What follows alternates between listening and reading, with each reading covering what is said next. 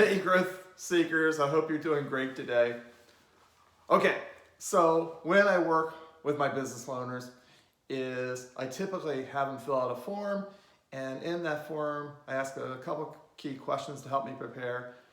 And one of those questions is I ask on a 1 to 10 scale, where's your energy level?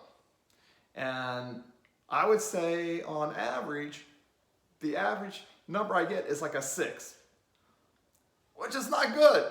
And so, okay, you might say, well, you're an old dude and you probably work with older clients, so that's what you'd expect. Not true. Probably the average age of the clients I work with are age 45. So, and yet for me, I have energy all day long and consistently. So how is that possible? So you might say, I'm a genetic freak. Well, even though my wife says I'm a freak, I'm not a genetic freak. I've had, several years ago, I had chronic fatigue all the time. And I learned the keys of how to get my energy levels high. So today, I'm gonna go through 3 to Thrive of how to have high energy levels no matter what your age is. So the first one has to do with sleep. Okay, Captain, obvious, I know you're gonna say that, yet I know you guys, I know you're not implementing it, because my clients average like 5 to 6 hours of sleep. And if you read the work of Dr. Michael Bruce, who is a sleep expert, has phenomenal information, he says for most people, on average, you need 7 to 7.5 hours of sleep to both restore you physically and cognitively. And he talks about the problems if you don't get that. He says there's a very small percentage of you that can get away with like 5 to 6 hours, but again, it's a very small percentage and it's probably not you. Okay, the other 2 of my 3 to Thrive, it deals with the work of Dr. Steven Gundry, and you need to read his work. I've followed his plan for the last 5 years, and in following that plan, I never get sick. Again, my wife can attest to that. Been exposed to COVID a million times, didn't get COVID. And again, I consistently have high energy levels.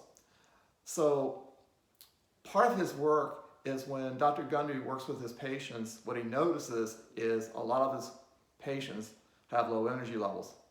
And what he's learned in his practice and doing the testing, that every one of them, the reason they have those low energy levels is they have leaky gut. And so if you have leaky gut, equate it to high inflammation. And if you have high inflammation, that it is burning your energy reserves to deal with that and trying to put that fire out. And if you have inflammation in your body, you have a tired body. And so if you read to avoid a leaky gut, you could read his book. He has a couple books out there. If you do the research, he gives the process, which I won't go through now. Is what I would suggest though is just do a very quick assessment and get a simple blood test called the Crp test. And when you take that test, what you're looking for is a score on that test below 1. It's a generalized assessment of your inflammation levels, and if it's below 1, you're really good. Typically, my clients are averaging 7 and 8, and they're all fatigued. No wonder they're fighting a lot of inflammation.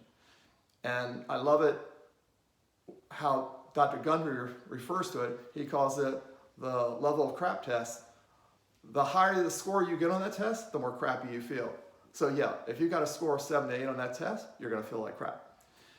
So the second of it's actually my third principle, second of Gundry's, is the other recommendation I have that I followed from him is that you wanna limit the window of when you eat in, and the average American averages like a 16-hour window.